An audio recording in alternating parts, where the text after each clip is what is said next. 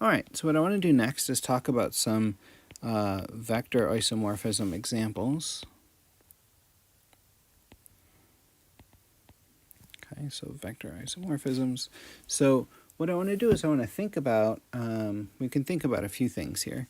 Let's say I want to take a vector space T, and what I'm going to do is I'm going to map, say, R4 into the vector space of M22. So I'm going to take the set of 4 tuples, so the set of ordered, 4 tuples. So remember R4, I don't have a nicer way to say that, just the set of x, y, z, w, where x, y, z, and w are in R. So this is R4. You can think of this kind of as 4-dimensional space if you want to think about it that way. And M22 is the set of 2 by 2 matrices with real entries, so A, B, C, D, where A, B, C, and D, again, are real entries. And so you can already see that these are similar in that there's 4 elements in either of these. It turns out that these are isomorphic because what's the dimension of R4? Well, the dimension of R4 is 4, and that's also the dimension of M22, because the dimension of so the set of M by N matrices has dimension M times N. Okay, so in our case that's 2 times 2, so that would be 4-dimensional. And so what this means is that we can find a isomorphism between these 2 vector spaces, R4 and M22. So for example, if I were to take T going from R4 to M22, what we could do is I could take T, so that could be X, Y, Z, W, and there's lots of isomorphisms. All I really need is for there to be at least one isomorphism for these 2 vector spaces to be isomorphic, but it turns out that there's lots. There's infinitely many. We could do this in a straightforward, boring way, X, Y, Z, W, right? That would be one way that we could map this function onto the others. So we could map R4 onto M22. Let's see. I could also have something a little bit more interesting. So again, this is an isomorphism.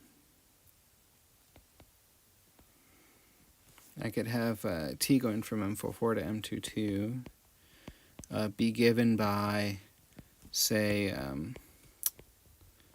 so let's see, we have X, Y, Z, W. Could be given by, let's see, what do we think? So it could be given by, say, 4x plus y, z minus w, z plus w, and what else?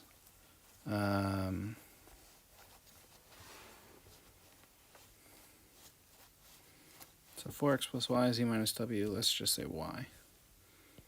Okay, and it turns out that that would again be, this one's a little bit harder to see, it's a little bit more interesting, but it turns out that this will be an isomorphism.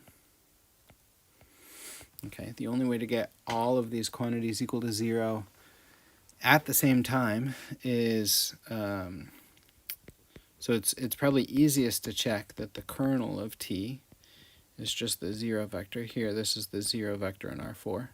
So it's the vector 0, 0, 0, 0. And if the kernel is just that set, then we know that it's 1 to 1. So this is worth writing down. So this implies that T is 1 to 1. And since R4 and M22 have the same dimension, that implies that T is also onto, and therefore an isomorphism.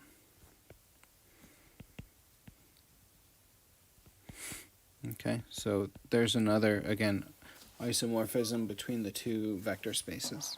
Let's do one that's a little bit more interesting. Let's look at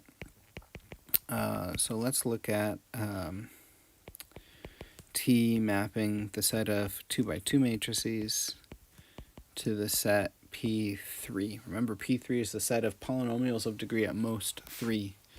So what we could do here is I could take, as our input, I can take the matrix A, B, C, D.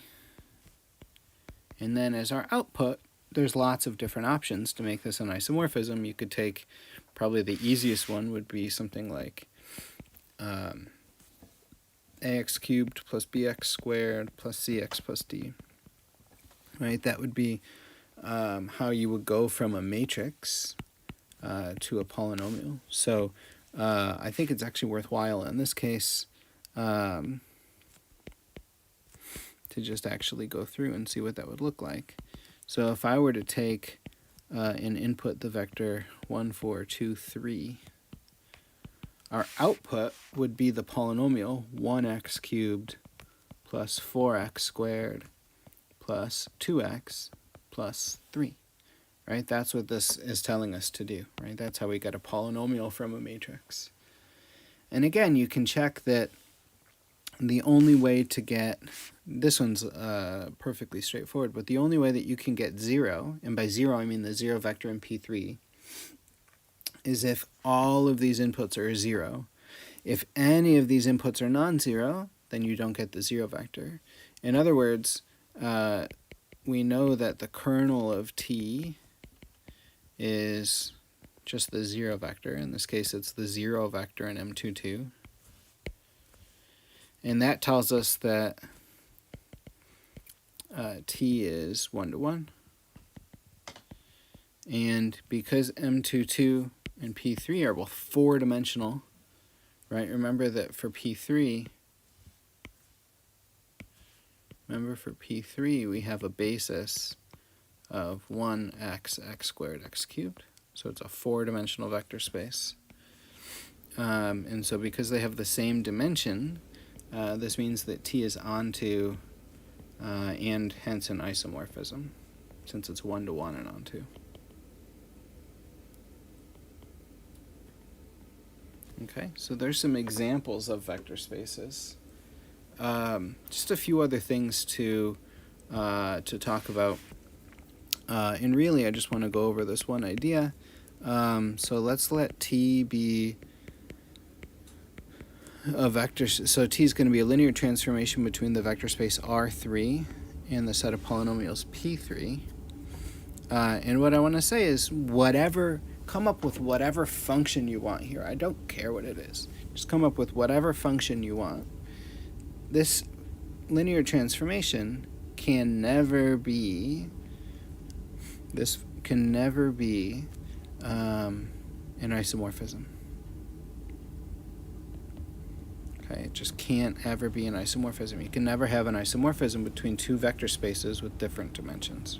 Right? R3 is a 3-dimensional vector space. P3 is a 4-dimensional vector space, right? Because it has 4 basis vectors. So that means that this can never be a vector isomorphism.